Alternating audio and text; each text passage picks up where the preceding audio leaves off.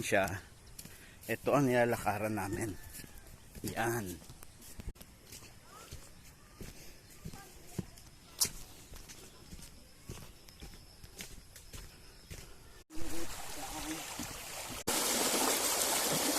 Yan. Tatawirin namin itong irrigation. Oh, yan ang nilalakaran namin. Oh.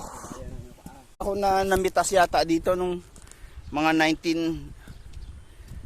1998 yata o year 2001. Wala pang sa bukid. Nakikita nyo na yan. Natatakpan ng ulap. Yan ang Mayon Volcano.